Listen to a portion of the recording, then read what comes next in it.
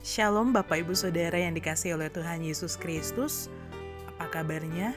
Semoga kita semua dalam keadaan yang sehat, penuh dengan sukacita dan damai sejahtera daripada Tuhan Yesus Kristus. Puji Tuhan, pada malam hari ini kita akan mendengarkan renungan firman Tuhan dengan tema menjalani hidup tanpa sandiwara. Baik, sebelum kita mendengarkan renungan firman Tuhan, kita akan berdoa. Terima kasih Tuhan Yesus, terima kasih untuk kesempatan pada malam hari ini Tuhan. Sebelum kami beristirahat, terlebih dahulu kami akan mendengarkan firman-Mu. Biarlah firman-Mu tidak berlalu begitu saja, tapi mengambil bagian yang terbaik dalam tanah hati kami. Haleluya, amin. Baik Bapak Ibu Saudara, pada malam hari ini tema kita adalah menjalani hidup tanpa sandiwara. Terambil dalam 2 Petrus pasal yang pertama, ayat yang ke-16 sampai ayat yang ke-21.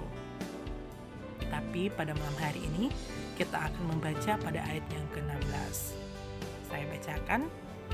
Sebab kami tidak mengikuti dongeng-dongeng isapan jempol manusia, ketika kami memberitahukan kepadamu kuasa dan kedatangan Tuhan kita, Yesus Kristus sebagai Raja.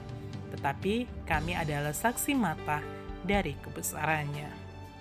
Baik Bapak Ibu Saudara, menurut Kamus Besar Bahasa Indonesia atau KBBI, kata dongeng memiliki arti cerita yang tidak benar-benar terjadi, terutama tentang kejadian zaman dahulu yang aneh-aneh, atau perkataan, atau berita dan sebagainya yang bukan-bukan atau tidak benar. Tetapi justru dongeng inilah yang sedang dicari-cari orang zaman sekarang ini, tak terkecuali orang Kristen. 2 Timotius 4 ayat yang keempat berkata, mereka akan memalingkan telinganya dari kebenaran dan membukanya bagi dongeng. Mereka seringkali lebih menyukai khotbah ringan yang menindakbobokan, khotbah yang bisa membuat mereka tertawa lepas, dan khotbah yang menghibur. Bapak Ibu Saudara, tanpa disadari, gereja bukan lagi menjadi tempat untuk sungguh-sungguh mencari Tuhan dan kebenarannya, tapi tempat mencari hiburan penghilang kepenatan. Gereja akhirnya pun dipenuhi dengan orang-orang yang menjalankan peran seperti tokoh-tokoh dalam dongeng, penuh kepura-puraan dan kepalsuan. Para pelayan Tuhan pun saat menjalankan tugas pelayanannya, berlaku seperti orang yang memerankan tokoh pada sandiwara atau sinetron. Jalankan karakter yang berbeda dari aslinya. Berlaku seperti malaikat dengan tutur kata yang santun dan tampak rohani. Para pembicara pun menempuh jalur aman dengan berusaha menyampaikan materi-materi khotbah yang dapat diterima dan disenangi jemaat.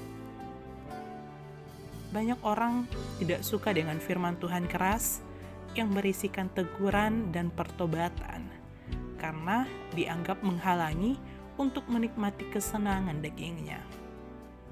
Ini adalah jebakan iblis, Bapak Ibu Saudara. Padahal teguran keras firman Tuhan bertujuan membangunkan kita dari tidur rohani, mengingatkan kita akan akibat dosa. Ibrani 5 ayat yang ke-13 sampai 14 berkata, sebab barang siapa masih memerlukan susu, ia tidak memahami ajaran tentang kebenaran, sebab ia adalah anak kecil. Tetapi makanan keras adalah untuk orang-orang dewasa, yang karena mempunyai panca indera yang terlatih untuk membedakan yang baik daripada yang jahat. Sebagai kesimpulan Bapak Ibu Saudara, dunia ini sedang lenyap dengan segala keinginannya, tetapi orang yang melakukan kehendak Tuhan tetap hidup selama-lamanya. 1 Yohanes pasal yang kedua ayat yang ke-17. Puji Tuhan, kita akan berdoa mengucap syukur atas firman Tuhan pada malam hari ini. Terima kasih Tuhan Yesus, terima kasih firman-Mu datang mengingatkan kami, menegurkan kami tentang apapun yang terjadi dalam kehidupan kami. Biarlah Tuhan kami bersungguh-sungguh, kami lebih lagi bersungguh-sungguh kepada-Mu Tuhan. Terima kasih untuk firman-Mu pada malam hari ini Tuhan. biarlah firman-Mu tidak berlalu begitu saja. Kami sudah berdoa dan mengucap syukur. Haleluya. Amin. Puji Tuhan, terima kasih Bapak Ibu Saudara. Sampai berjumpa lagi dalam renungan firman Tuhan selanjutnya. Tuhan Yesus memberkati.